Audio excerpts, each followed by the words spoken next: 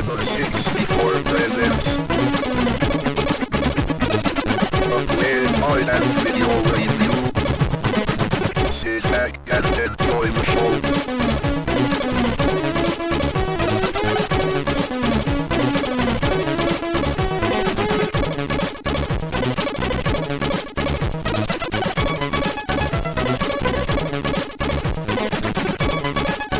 Hi, once again, let's check out another Lemon 64 game. This is Track and Field, developed and published by Konami in 1984.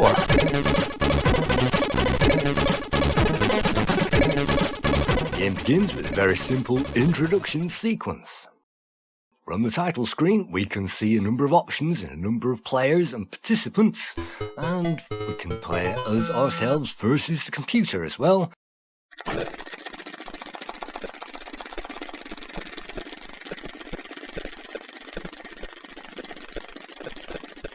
And test out our skills against that computer.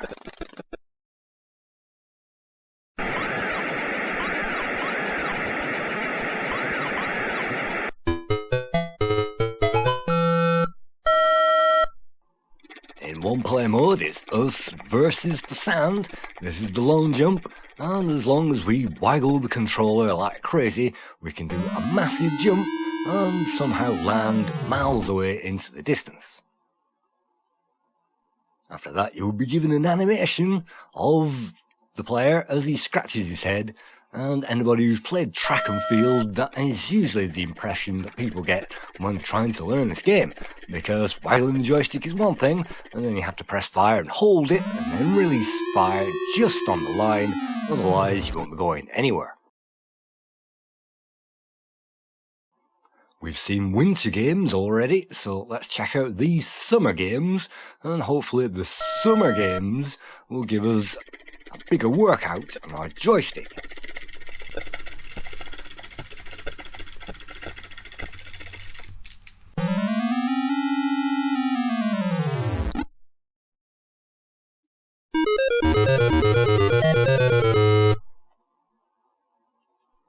That's the single player done, that's game over, so let's try that again and let's skip back towards that long jump and let's see if we can master this. Let's hold down that fire, release it, you have to get the angle absolutely right, otherwise you just can't make it.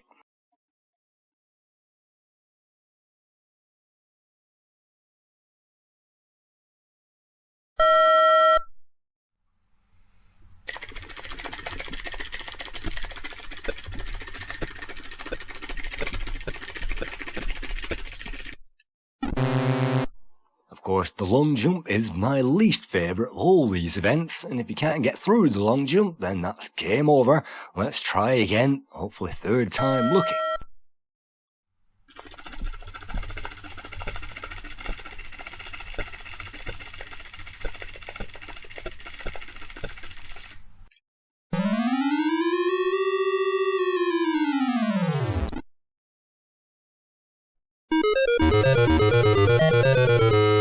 And yet again, that's game over, which brings us all the way back to that title sequence, so for the last time, hopefully, let's try again to play it in normal mode, in one player mode.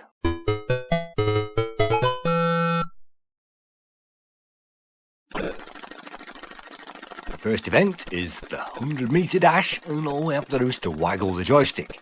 I remember back in the day when I had a brand new controller with stiff micro switches, this is precisely the event that I like to play in order to loosen up that joystick.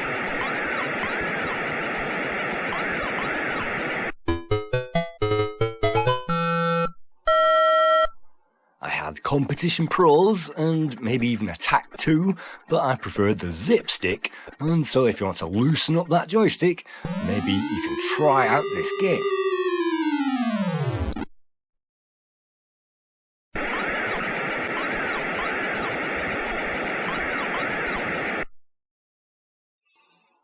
I remember having some fun with this, and I had more fun with this than the Summer Games series.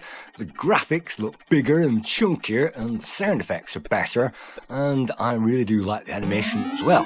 Of course, this is a conversion of the arcade original game released by Konami, and I think that this is maybe an 80 or 90% accurate conversion of that hit arcade game on a Commodore 64.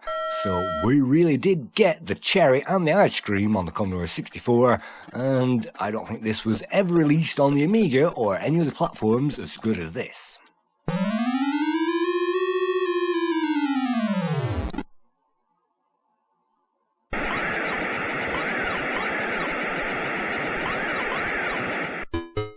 It's a superb feeling when we finally get a gold medal. Let's try the Javelin.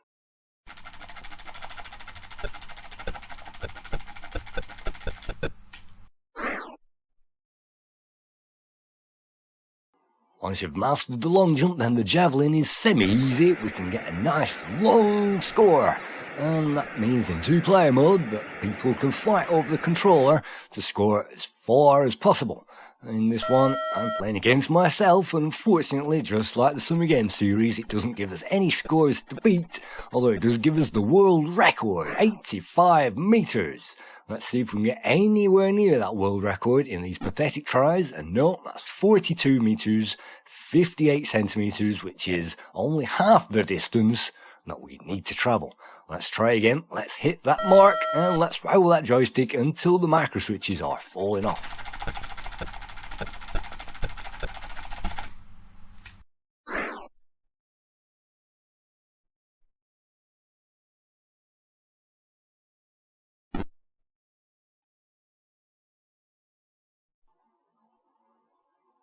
That was a failed attempt, but we have qualified, so let's jump on to the 110 meter hurdles.